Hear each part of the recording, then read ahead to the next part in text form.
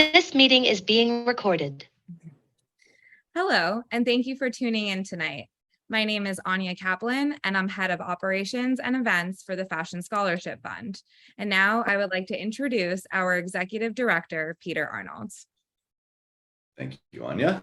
Welcome judges and pitchers, and welcome audience. And so pleased you tuned in for another year of our Accelerator grant competition. It's a competition that we hold yearly for our alumni, our 1,900 alums, of whom there are many who have nascent business ideas or nascent businesses, and we really encourage them to submit applications and supportive materials in the hopes that they'll be the recipient of an Accelerator grant in the amount of $50,000, and equally meaningfully, a year of mentoring from our judges and from others in the industry who really want to see your business go from today to a year from now and on an upward trajectory, we hope. So I will jump in with the first presenter. The format is each presenter will have 4 minutes to present, in this case, her concept with 4 slides, and then we'll open it up to questioning from the judges. The judges I'm very happy to introduce are Emily Adams Bodie Ajla. Emily's the founder of the brand Bodie. Welcome, Emily, tonight. Emily's joined by Ricky Dusoleil, who is the fashion and editorial director at Nordstrom, just off the plane from Paris. Welcome, Ricky. Ricky and Emily are joined by Nada Devere, who's an FSF board member and also the chief merchandising officer at Macy's. Welcome, Nada. And Nada is joined by Stephanie Horton. Stephanie's the global consumer marketing director at Google. And last but certainly not least, FSF board member Yehuda Schmidman, who's the chairman and CEO of WHP Global. Welcome, judges. So I think the first of our 4 presenters is Tashaya. Tashaya, I'll ask you to kind of pull up your presentation. Tashaya, so the audience knows and the judges know, is a 2018, 2019, and 2020 FSF scholar from Kent State University. Tashaya, we're going to turn this over to you. Thank you. 1 second, let me share my screen. Can everyone see this screen? Thank you. So hello, everyone. Thank you for lending your valuable time and attention. Like Peter said, my name is Tashaya, and I'm a graduate of Kent State University, and I'm a 2018, 2019, and he did mention the top FSF 2020 scholar. And I'm also the founder of Rue Fragrances, a mission-driven brand aimed to provide clean beauty without compromise for women and girls. So 8-year-old Tashaya loved all things that looked and smelled beautiful. I was always caught on my Nana's dressers, testing out all of her perfumes and potions. And, since I've been drawn to fragrances, I would look at all of the aspirational advertisements and merchandising in stores, and I would think, I cannot wait until the day where me and my community could be a part of this dream world, where we didn't seem to be invited into. This childhood curiosity led me to interning at a perfumery in Italy and supporting the beauty category at Nordstrom. And as you can probably guess, after all of these years, the industry still looked the same. This industry, worth $8.4 billion, continued to underserve the Black and brown consumer, who spent over $350 million on fragrances just last year. They're often only left with 3 options. 1, luxury brands that offer products at a less accessible price point. 2, brands that offer more affordable products, but of way lesser quality. And 3, brands that don't properly represent them, which unfortunately is often layered with the former 2. This consumer, who spends about $4,300 a year on beauty, desires to buy from brands that cater to what they want. But unlike other categories, they're left with no other option but to compromise. We have created a solution. Welcome to Rue, a direct-to-consumer fragrance brand dedicated to creating affordable, clean, and user-centered products. By combining organic products, accessible price points, and authentic and culturally resonant messaging, we are reimagining this industry as one that is purpose-driven, clean, and inclusive across all beauty categories. Now, we leverage community to guide us through our product development with a goal to offer a more simplistic curation of products. Our core products include candles, room sprays, and body mist and perfumes. Now, beyond our products, we are most proud of what we aim to serve our customer, or our muse, as we call them, by helping them serve each other. A portion of the profits of each purchase will go towards programs that fight for the betterment of women, like the Loveland Foundation, that strives to bring wellness to communities of color. Our purpose and our products masterfully represent our vision, a world where women have a deeper connection to themselves and to their communities. The clean beauty industry is worth $29 billion. That's almost triple what it was worth in 2016, and it will almost double by year 2027 to $55 billion with a B dollars. We aim to serve a large portion of this total addressable market by targeting the Black and brown women who have already shown their interest by shopping for organic beauty in other categories, such as skin and hair. Now, let's also recognize that these women are a part of cultures where clean beauty like shea butter and turmeric and our various oils like jojoba are a norm and not a new trend. So the consumer is there, they just need to be given the options. And of course, like many other things, there's competitors in the market, other D2C brands and traditional retailers, but they have long underserved the gap between accessible price point and quality ingredients. And of course, not to mention the lack of authentic and culturally resonant communication, which they love to push in our face seasonally. And as you can see in our positioning, this leaves us with a unique opportunity to develop our products to meet our muse at a prestige price point. So why now? The industry is only going to expand as we finally, fingers crossed, exit the pandemic. We came to market with our phase 1 launch in April 29th, to be specific, of 2022. By the end of this year, we will have additional scents, room sprays, and different size options completing phase 2. We are currently in the beginning phases of our hero products, we're currently in the beginning phases of our research and development of our hero products, our perfumes and body mist or body sprays, as some people call them. And with the help of this grant, we can be ready for market by Q2 of next year. Mentorship, as Peter mentioned, will be the most valuable part of this, but it will be the most critical to our growth plans, specifically for guidance along our product development journey and for building a strong go-to-market strategy. Now we need all of you. We need all of you, from Nada, from her years of beauty experience, and Emily with her experience with building and scaling a beautiful brand with storytelling at the center, and Stacy on that's on the FSF board with her history of creating compelling digital marketing and e-commerce strategies. Now with this funding, we will devote a large percentage to product development and inventory. We will also allocate a good amount to marketing, which will be key for successful growth and consumer reception. Now, when I read that Black and brown women were disproportionately exposed to products with harmful chemicals, it really hit home for me, especially being from Flint, Michigan. So I knew then when I read it, I had to do something about it. With the help of you all, I can come closer to the day where the teenager, the mom, and the grandmother can all bond through the roof. A brand that truly represents them with products and a purpose that was created with them in mind. This, to me, is true luxury. Thank you all. And I look forward to answering any questions. Thanks, Tashai. I think we'll pull you back up, yeah, great.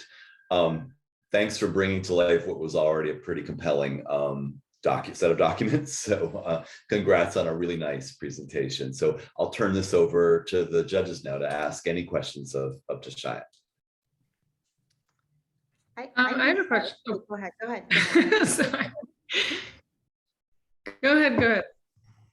Are you sure? Okay. First of all, amazing concept and really well thought out. So congratulations on everything. I just have a question on your kind of overall strategy and marketing strategy. I saw you had a bucket of $12,000 there. How are you planning to deploy that? Like, what's your strategy to kind of market and grow the business? Mm-hmm. Definitely great question. Of course, that 12,000, we kind of like specifically geared that towards, of course, like the year time span, give or take.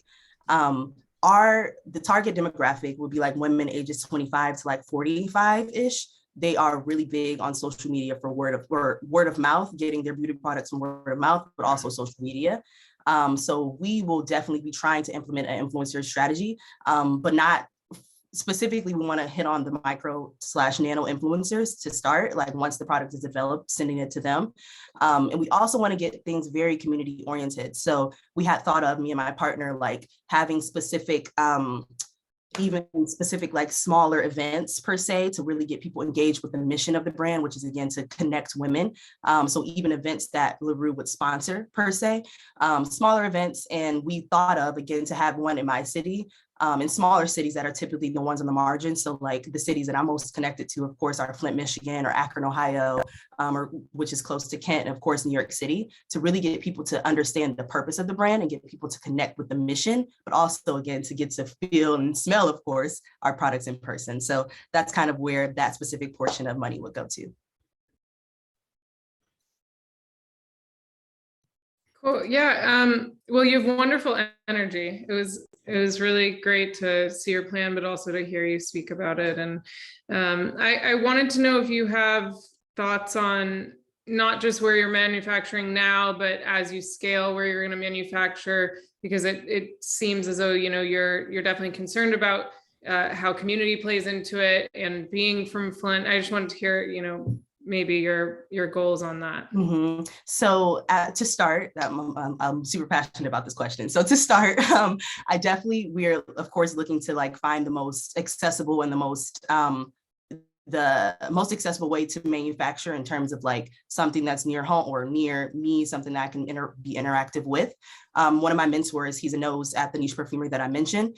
So I'm actually going to meet him in like Grasse, France next week to like really learn and immerse myself like of what it might look like to even, our plans are to connect with a fragrance designer here and like to figure out a formulation and really get that off the ground. But in the future, my ultimate dream for this brand would be able to have it so community centered that people in economies that of course don't have a lot of jobs, quite frankly, they are able to help. Once the manufacturing's all like in place and like what the actual formulation is, they're able to help by having factories there where they can actually help us produce it. Smaller factories, not thinking too big picture, but that's like the ultimate goal, is to have it manufactured in the US. Cool. Great job, Tashia. I was just curious, you know, as I look at some of the product offering, would just love to hear you just describe how you got to the scents and how the scents tie back to some of the names like community. How did you really build out your product offering? So our product offering so far, of course, is those 5 signature candles, and they're each named after our 5 core values. And like, if you went on our website and everything like that, you can kind of read kind of how I felt when I imagined those. But again, our brand is very community centered and very connection based. And all the other words that I have as like the product offerings thus far, but to actually create those formulations of like the actual candle scents, it took me a year because I was very specific to like how I wanted those fragrances to be. And they're like actually unique blends that I created in my home. But those fragrances came about with actually having an offering with each scent category that people would be drawn to. So of course your fruity scents, your woodsy scents, and your floral scents. And again, out of 80, like it was like 89 different blends that I tested, and it landed down to these 2 because I kind of, in my intuition, it kind of felt that these ones would be the most receptive. You know, it really sounds like a big idea, super exciting. And your personal story keeps coming back to the kind of everything that you're doing, whether it's a marketing question, production question. Do you see yourself out in front ultimately? I mean, the question before about marketing, you talked about maybe an influencer strategy or event strategy. Do you see yourself being right out there front and center to tell your story, not just as the founder of this business, which itself is exciting, but also how this personally means so much to you? Because that passion that you're giving us right now just feels like it'll be really just, I don't know, magical if communicated widely. What do you think? Yeah, so like that is like the ultimate goal, the ultimate dream, because I do feel like one of my gifts is like the ability to share my story and to have it resonate. That's like a large portion or part of why I need the mentorship and like the grant, or less of the money, but like the mentorship to have a side, like the sounding board to help me figure out how to formulate this. But also with the marketing budget, I kind of failed to mention this part, but a lot of it will be going towards like help or finding a smaller agency to help me really formulate that brand and get it off the ground. But yes, I definitely think that with my story and with my passion specifically for public health and all of these things, merging that into the front of the brand and having those be, again, like the founders from this place where, you know, this connects with that, like you mentioned. Yeah. So after all of these, like definitely, like I think that, like you said, I'm super appreciative that you use the word magical, because that's how I feel. Like I feel like if I can properly formulate that story and connect it with the brand, it would be truly magical.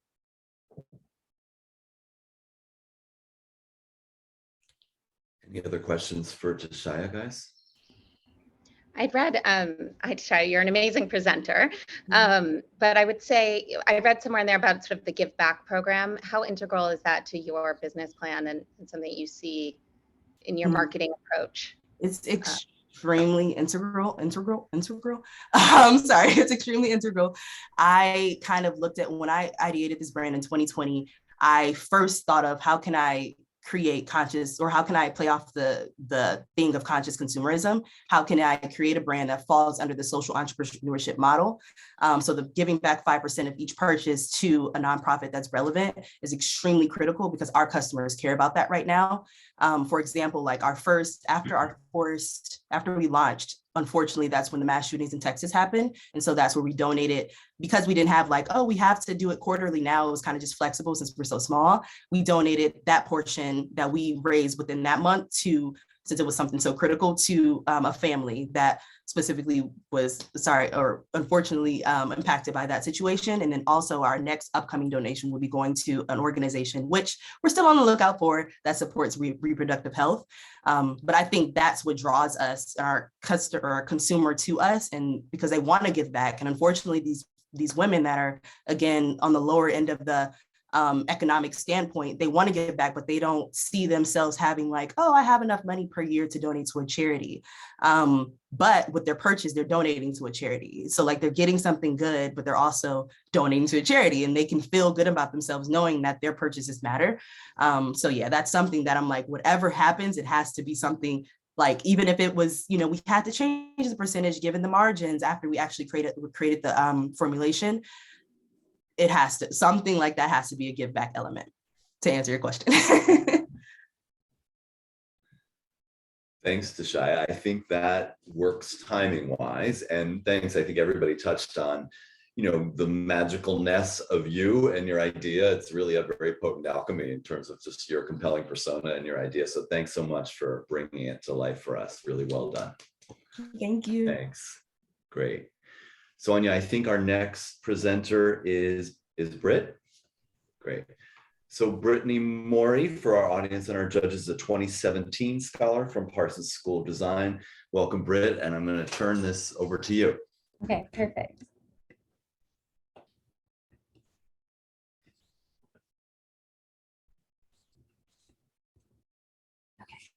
Great. Hello. Good evening. My name is Britt Mori. I am one of the co-founders of the Modelist Studio. I started the Modelist Studio in 2015 with my partner, Genta Mori, while I was attending Parsons. My partner, Genta Mori, has over 20 years of pattern making experience from the likes of Comme des Garçons and Dries Van Noten. Genta and I met, and we quickly realized that we loved being in the studio together. Whether it was creating patterns or sharing research, we just loved being in the studio and creating together. Our dream was to create a digital pattern archive, and that archive has now turned into our business, the Modelist Studio. The Modelist Studio began out of an Instagram account where we were sharing cutting techniques that we were in love with, and it's now grown into a website with over 700 patterns. We both realized that there was a need from our followers. One is they wanted access to patterns that they could use for their designs or to change components of their designs. Two, they wanted access to videos that they could learn how to pattern make or drape. These needs come from an ever-changing industry. As ateliers have closed and fashion schools, unfortunately, have begun to teach less comprehensive pattern making classes, this has led many students and working professionals without the necessary skills to create their designs. The Modelist Studio provides a solution. As a multifaceted online platform and studio, we can meet those needs. We provide digital patterns ranging from $10 to $60, online tutorials for draping and pattern making. And in 2023, we aim to have in-person classes costing $150 for 3 hours with no more than 10 to 12 students. In addition, we plan to have a subscription service costing between $7 and $15. This will allow access to exclusive content. In the market today, there are many places that you can access patterns. However, most of these websites and platforms are curated to home sewers. Our unique selling proposition is that we sell pattern components like a collar or a sleeve or a full trench coat. This range of pattern allows us to sell to not only home sewers, but also working professionals and students.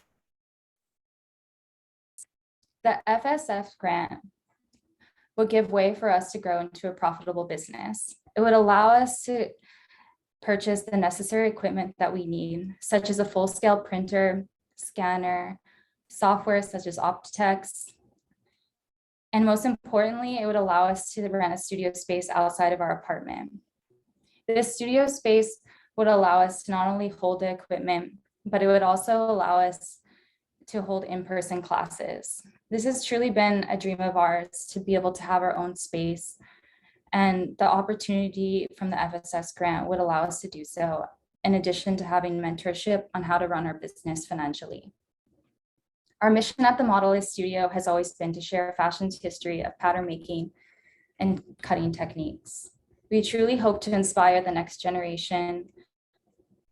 And I want to thank everyone for listening to this evening. I'll open it up for questions and answers. Thank you. Thanks, Britt, very, very much for that. And, thanks for such a different and fresh and innovative idea. So love to hear from the judges. I have a hunch Emily may have some thoughts or questions on. Yeah. I think your idea is amazing. Like, I absolutely think this is so brilliant.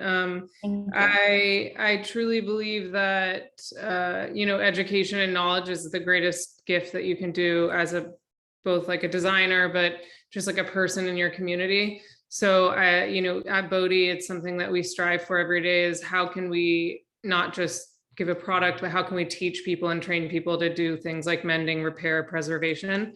And I love this idea of preservation for you. I know you're not necessarily using that word, but that the Vogue patterns came about. I mean, I think your business plan has like such an endless growth trajectory because the Vogue patterns were, as you know, we're like partnering with designers and people, you're right. It's just, people don't use them anymore, and I feel like a question I would have for you is, have you thought logistically, I mean, are you selling them and then you're mailing what you guys print, or how are people printing digital patterns? Because I know that's definitely like complicated with digital patterns. And yeah, so actually you can go onto our website right now and you can click on whatever style, like whether it's a collar or a trench coat, and it's actually a PDF.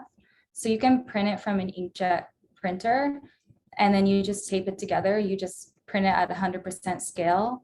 mm-hmm. So yeah, actually right now our monthly sales are over $1,000, upwards of $1,000. So we have customers all over the world, that from London, from Iran, and anyone can download them. So and it's just PDF. You're able to print, because I remember, like, how do you keep that scale correct? It does work. You can just print. Yeah, you just have to make sure that like when you're printing in your preview, like your settings, that you click 100%. Oh, cool. And then you just like tape together like kind of like each 8.5 by 11 paper, and then you have your pattern. Amazing. So we just wanted to be really accessible, and like as I was going through fashion school, I needed this, and I was always Googling like, oh, how can I like sew a collar? Like, as much as I was trying to take notes in class, I just felt that like me and my partner saw that there's this need for, like, as our generation has become more familiar with the internet, we need like access to these materials. Britt, I love the idea. I love how innovative it is and how different it is than other ideas we've heard before. I also feel, as I also lead a big design team, there's always opportunity to like make sure you're learning about new patterns and the skill set and evolving. So I also think that you have a very wide audience, and but I also Yep. see is this thirst for knowledge at all levels of design talent. So I think that that's great. Just a question, because I'm just very unfamiliar. Yes. Is there anybody else who's doing something like this? You mentioned the home sewers, but does this platform exist anywhere else where you can purchase this level of pattern making, or what else is out there from a competitive perspective? I mean, there's other competitors like Craftsy and Vogue Pattern, but the thing that we realized when we were doing our research on the competition is there's not really, we haven't thus found like any competitors that are doing what we're doing, which is a highly curated set of patterns. Like my partner, he worked at Comme des Garçons, Andries Van Notens, he's a fully trained pattern maker, and I work in the industry as well as a designer. So we just didn't feel like there was this, we started out as an Instagram account, and we had so much feedback from our followers that they really wanted, hey, can I buy this? Where can I get this? And we realized that really naturally that there was this big demand for like a simple bodice block to trace off for a school project and create their own design. And that these like simple items weren't out in the market that they could download easily. Yes, there's like Vogue patterns, but I think that like our generation is so used to scrolling on Instagram and purchasing things that way. So I just felt like it was a natural way to sell our product. I don't know if that answered your question, but. Can I ask, can you talk a little bit about the like total addressable market for your product? Are you really aiming, it sounds like it's really aiming at students. Is that where you see the bulk of your audience and community? I think the bulk of our audience is definitely students. However, we actually get a lot of requests on our Instagram from small businesses in like New York or London, and they're like, hey, we really love this like jacket, can I like have access to this pattern? And we're like, oh, it's not uploaded on the website yet. But so we get actually quite a bit of traction from independent designers because the cost of producing garments has become so expensive. I'm only speaking to what I know, which is in New York. It's quite expensive. The most expensive cost is normally pattern making or a seamstress. So like our business can eliminate potentially that cost by them being able to, the consumer or the small independent business being able to download that jacket pattern and then use that as a block to create their own unique design. That actually is going to be my question. Have you considered a SaaS model in your revenue plan? Because it seems like it really could do a B2B stream could be really profitable here. Have you guys considered that at all? Yeah, we definitely would like to hire staff. I think that it's really important for me to be able to have young students, because I know like when I was starting out, I originally studied in Los Angeles. And when I moved to New York, I had a really hard time getting into the fashion industry. So it's really important for Genton and I have discussed that it's really important that we have and like almost an apprenticeship where we can train young students how to make patterns. And so I think that like in the sense of staffing, I would start from that approach, and it would definitely be paid because I've worked my share of unpaid internships and I don't believe in that. So I think it would be really important for us to be able to mentor someone in the industry. Yeah. And Britt, you've been, Stephanie, I'm sorry, did you have a follow-up? No. More about SaaS? Okay, all good. And Britt, you've been going for, it sounds like 7 years, and obviously you're super talented, super knowledgeable. I mean, I was, even just seeing your presentation, I feel like I was taking notes, didn't know the level of detail that is out there, let alone the opportunity.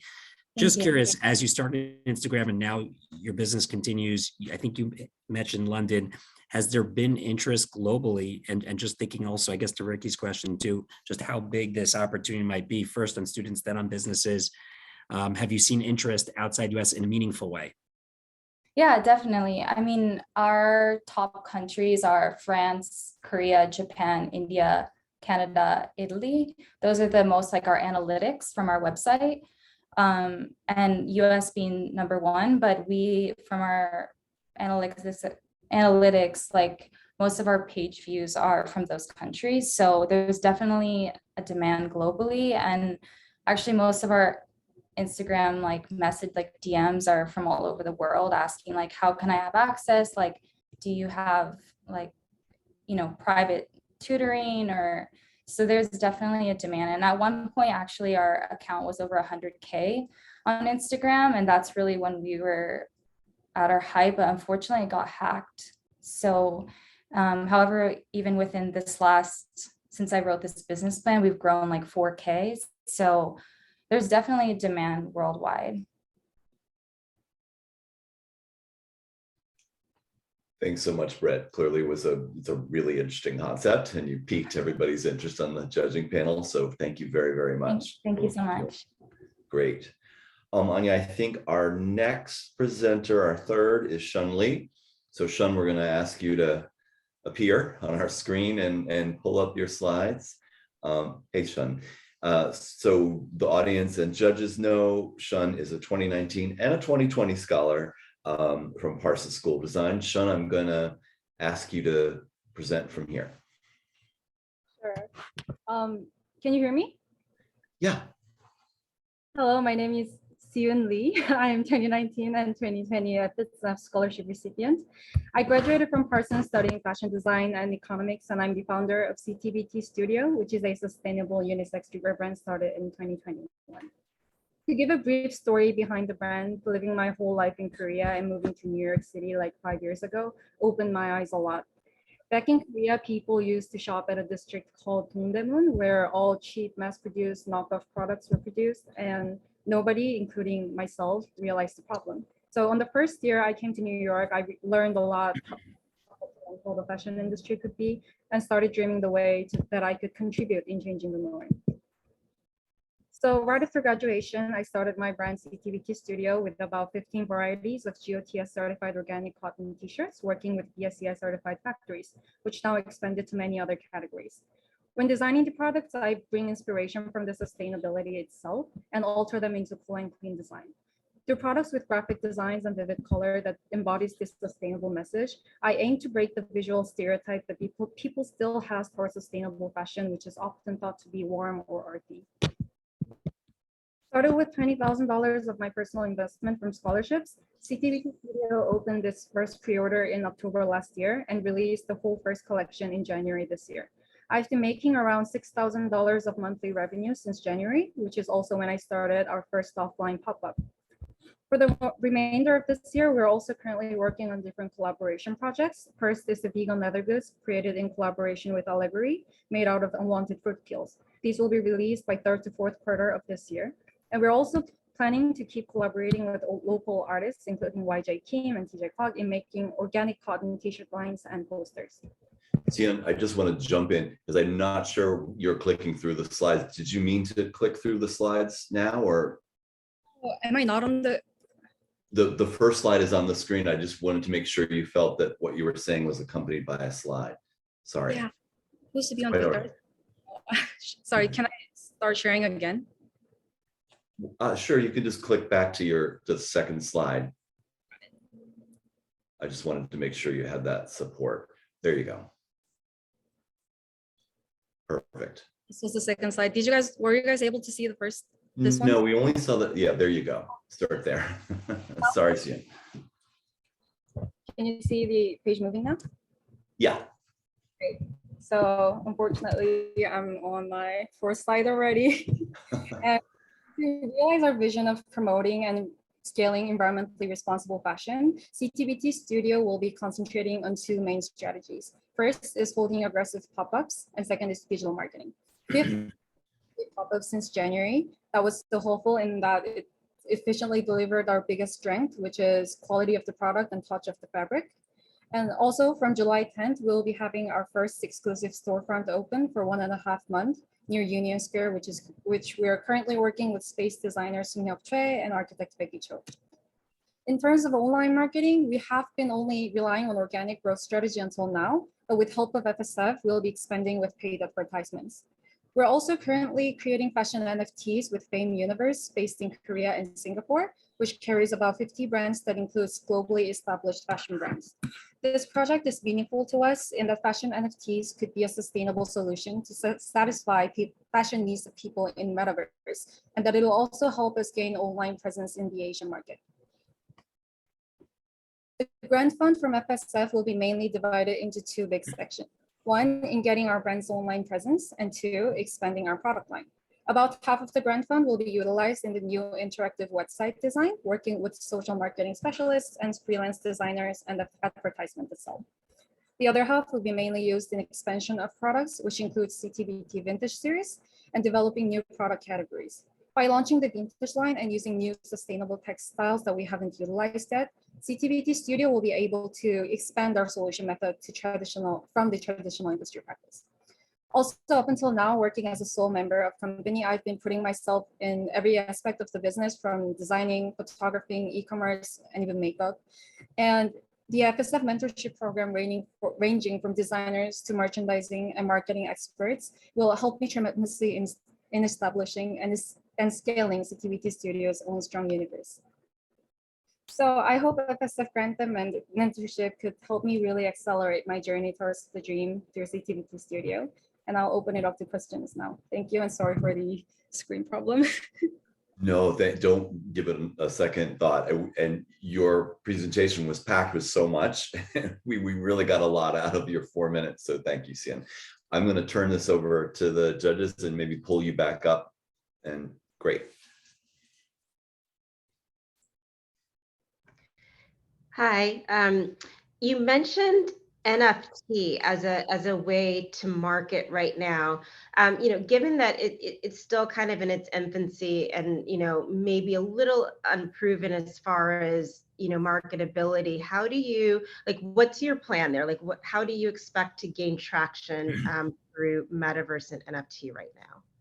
So the Fame universe has already received my products. They will be making the 3D version of my characters and everything. Their company is handling that, and only thing I'm doing is doing creative direction of what the digital art would look like, how the characters are going to look like. So as a growing business, and especially streetwear shares a lot of characteristic with NFT in that we're very hype centered and community centered.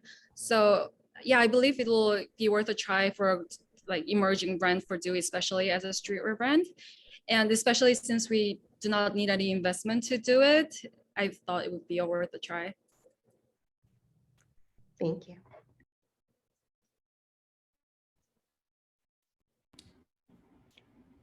Go, Emily. I can't tell. I can't.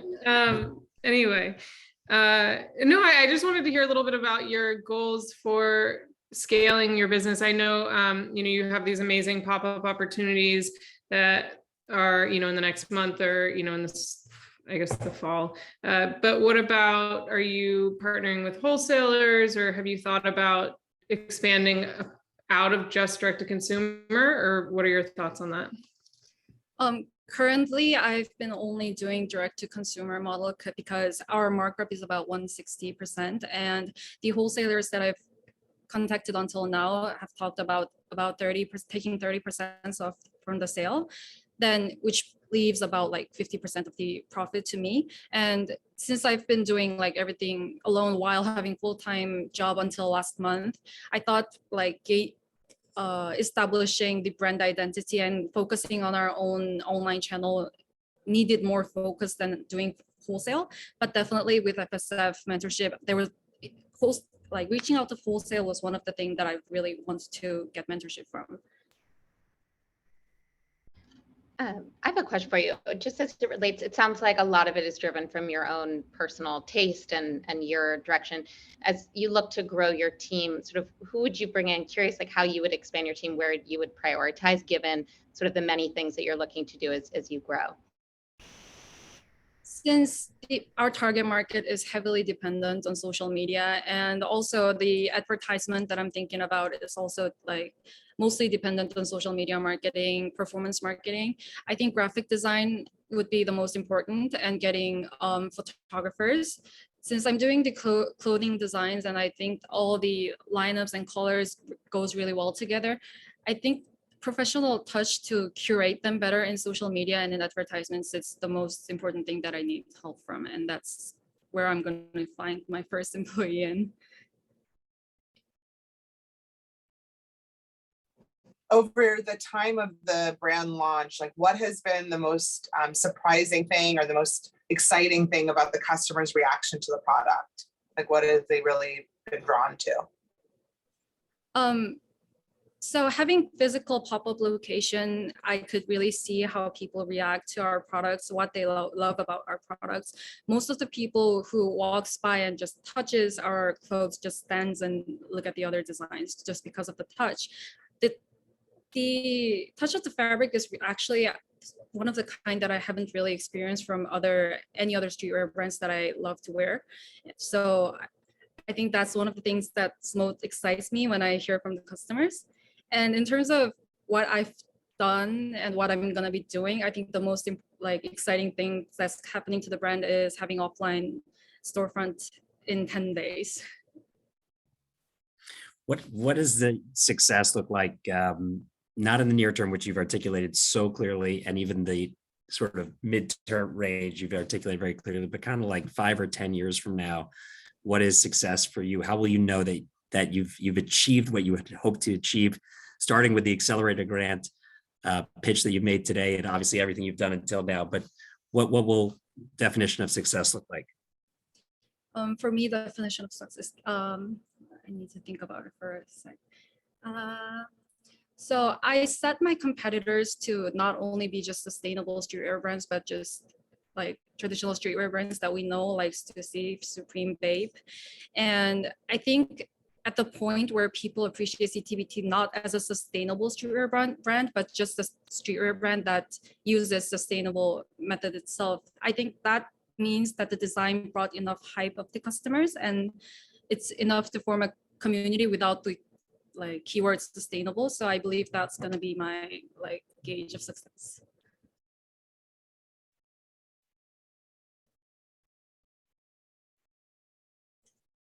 Okay, thank you again, Zion. That was great, and really to Yehuda's point, we got a lot from your presentation that really supported an already really compelling application. So thank you very, very much. Thank you. Great. So Anya, I think our fourth and final presenter is, for the judges in the audience, Jessica Landsberg. Jessica is a 2016 scholar from Washington University in St. Louis. Welcome, Jess. Thanks for being patient, and we'll turn this over to you. Hi, can everyone hear and see my screen? Yeah. Perfect. So I'm Jessica. I am the co-founder of Pareto and a 2016 FSF scholar. I went to WashU in St. Louis for undergrad, and am currently a rising second-year MBA student at Stanford.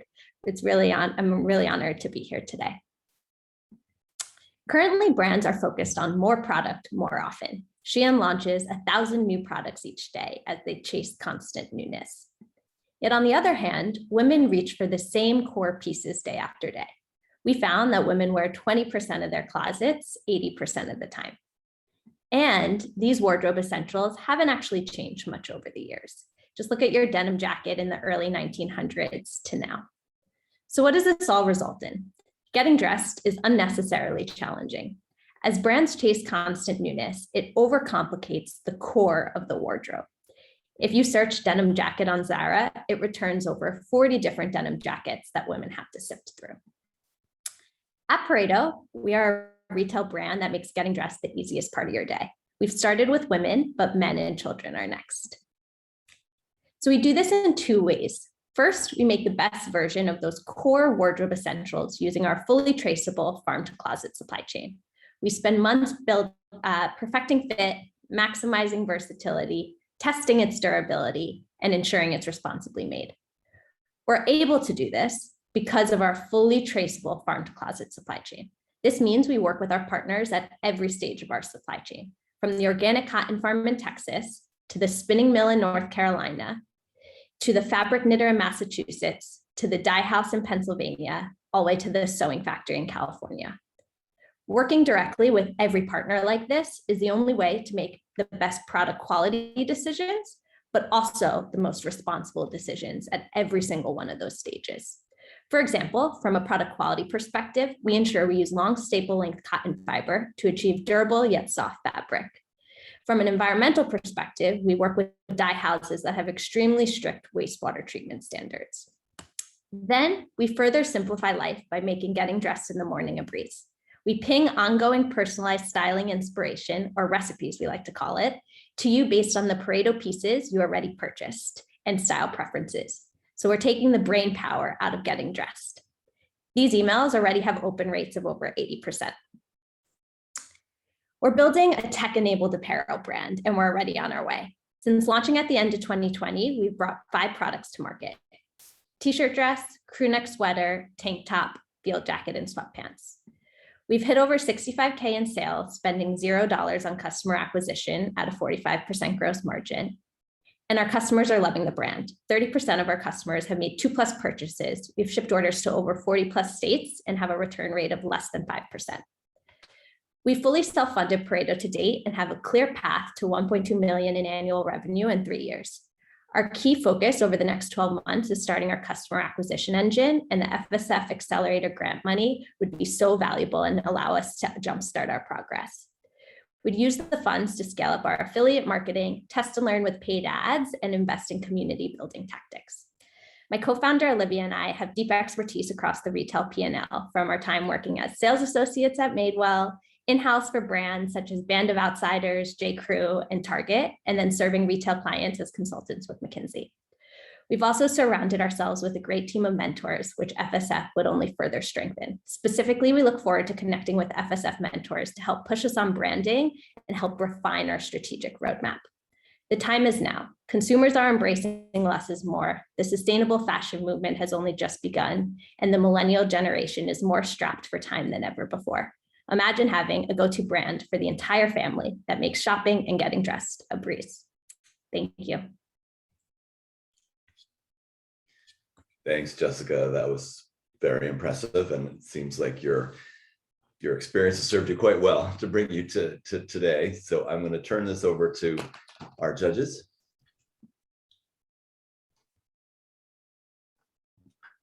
I can start. You said that you have pretty good repeat customers. What are they? Because it seems like obviously it's a pretty staple based business. So what is the main thing that you're seeing them buying again? Like, how do you maintain that freshness and the ability for people to want to come back? Yeah. So great question. Loyalty is like our main KPI that we track. We want to build out the Pareto wardrobe with our customers, and we think about it both in breadth and in depth. Breadth is across the assortment. So we have customers that own all 5 of our pieces, but then also depth in the sense that we also have customers that own the t-shirt dress in all 4 of the colors. And so encouraging both that behavior, that breadth and that depth is really important to us, and what we and the main actions we try to drive with our marketing and our email marketing. In terms of the split, so 30% of our customers have made 2+ purchases. It's kind of an even split between the breadth and the depth. Some customers are buying additional styles, and then the other half are buying the same style in many pieces. Are you sorry, one follow-up question. Are you introducing new styles every season? So it's not just like, these are my 5 staples and this is what I'm getting. And so there's like different new styles, new trends every season. Yeah, so what we do is that we launch one piece at a time, so one style at a time. So we started with our t-shirt dress, we then launched our crew neck sweater, our tank top, and the pieces, because they're true wardrobe essentials, they're permanent, they're evergreen in our collection. We'll introduce new colors of those pieces as well as build out the wardrobe. So we're starting with apparel, but really excited to think about how do you expand into the broader wardrobe, into footwear, into accessories. What's the perfect backpack, the perfect crossbody bag? And then eventually also thinking about home, simple living. What are the other areas of home? Yeah. Thank you, Stephanie. Women sort of, and men, but like returning to the office and returning to events. Obviously you're talking about other category expansion, but you're also seeing design getting into wardrobe staples that are not in the like t-shirt jean realm, or do you see this as a complement to your audience going elsewhere to find those sort of event dressing needs? Sorry, I missed the first portion of the question and just want to make sure I answer your question. Oh, no, it's just, you sort of talked about new categories, but I was wondering to what extent you see in the future solving for event dressing or some, getting out of just core and into more fashion forward pieces, or if that's not part of the future plans. Yeah, that's really, really interesting and something my co-founder and I noodle on a lot. I think we are focused on your true wardrobe essentials, but we've seen this archetype of a fashionista really resonate with the brand, where they like our pieces so that they don't have to spend time finding that perfect t-shirt dress, and instead they can spend time thrifting that cool denim jacket, that statement necklace. And maybe if it doesn't make sense for us as a brand to go into those categories, but how can we partner with some really cool brands, other brands out there, or local artists, or even encourage our community to trade really interesting statement pieces that they've thrifted, and to still make sure fashion is a form of self-expression and is fun. And so how do we tap into that while maybe not necessarily making those pieces if it doesn't make sense for the brand, but still encourage our community to experiment with it. Just outside of the fashionista pieces, the idea of going after core basics has been sort of attempted by others, some of the brands you may have even worked for or with or around, but not many brands, I think, have sort of merged the worlds of fashion and food as creatively as you have with Farm to Closet and recipes. And now you're noodling on ideas with your partner, which is super fun and interesting. I didn't mean to do the noodling it works. Analogy. It totally works, but also not many brands today in the digital world have a zero customer acquisition cost, right? A CAC of zero is unheard of. So as you said, with the funding, you would start to test and learn some of the marketing investments. Have you done any at all? I'm super curious, because if you have, you might sort of conclude, well, if you're going to spend $1 and it'll get you someplace further, it feels like you might have a flywheel here. So have you done any testing at all on performance marketing? And if so, what were the results? Yeah, absolutely. So a few things that we've tested to date is one, founder-led PR. So Forbes has written about us a few times. We've been in BuzzFeed. That's much more early in the funnel, so just brand awareness. So it's a little bit harder to track the conversion off of that. But we're excited to continue with front of the funnel tactics and hire a freelance PR freelancer to help us really continue that outreach. We've also tested a little bit further down the funnel on like to know it. We just got onboarded and are starting and have been gifting product to influencers and saying, if you like it, post about it. If you don't, send it back, because the last thing we want is your clothes to be sitting like that. Goes against our mission if it's sitting in your closet. And for that, we've seen a 10 times return on the cost, which is really exciting and is and has definitely impacted where we plan to spend our marketing money in terms of tactics. And then the other element, kind of continuing to go down the funnel, thinking about loyalty.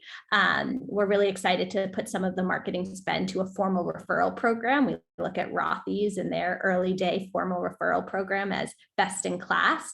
And so we're really scrappy. We've self-funded this to date. Every dollar really matters. And so we've done some scrappy promo codes, sharing it with our community, and that has been really successful as well.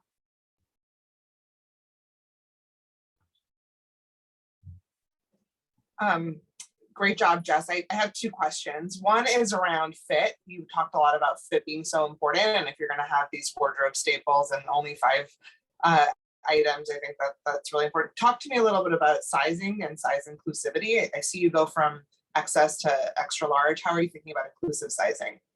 Yes.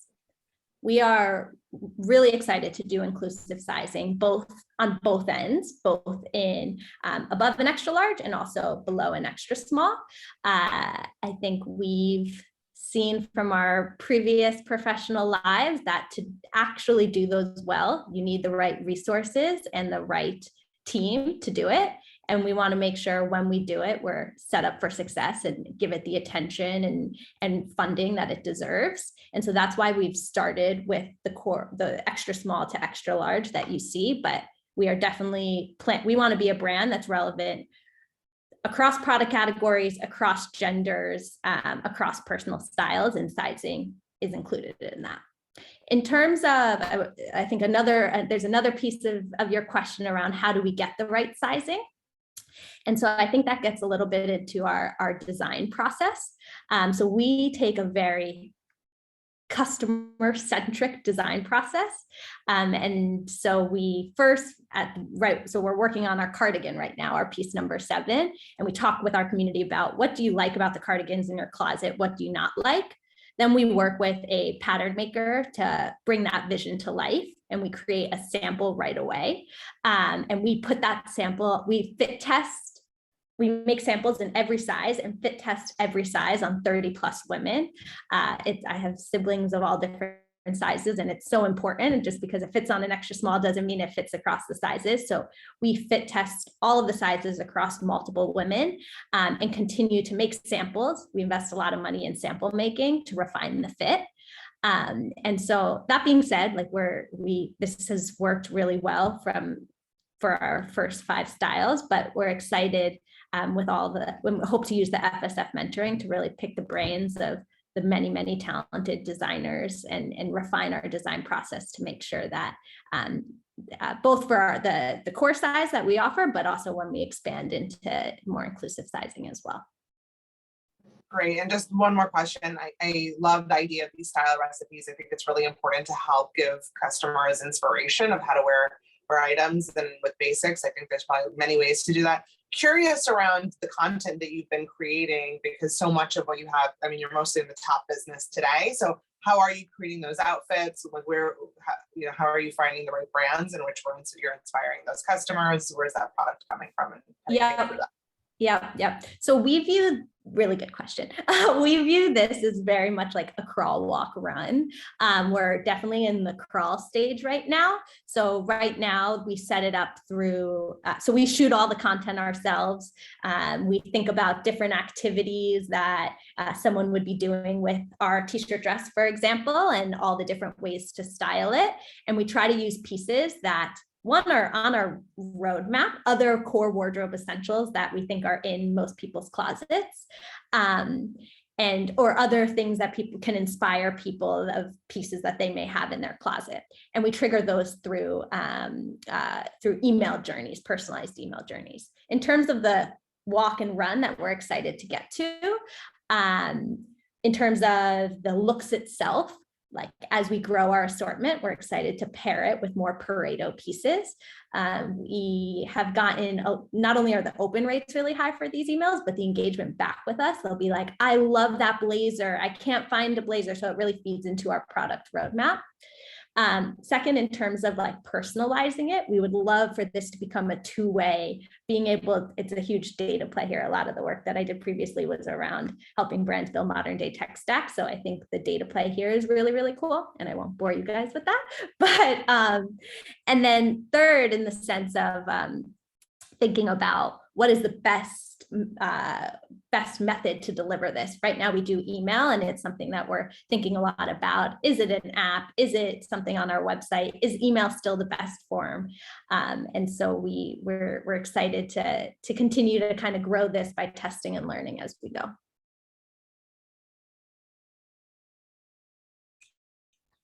Terrific. Thank you, Jessica. That was, again, another super impressive presentation and a very deft handling of questions from our judges. So congrats on that. I think I will just bring our other 3 presenters back so we can thank all 4 of you. Thanks to Shia so much, and Britt and Sian and Jessica for, engaging the judges in the materials that you submitted, but really, as I said more than once tonight, bringing it to life and really impressing us with where you're headed with your nascent businesses or business ideas. This is going to be a tough judging session, but thanks for making it a tough one. And congrats to all 4 of you. And I hope as FSF scholars, no matter what the outcome is, we're here for you, as I hope you feel we have been, with mentoring at the very, very least. So judges, I'll ask you to sign off and then rejoin. And presenters, again, thank you so much. And audience, thank you for watching tonight.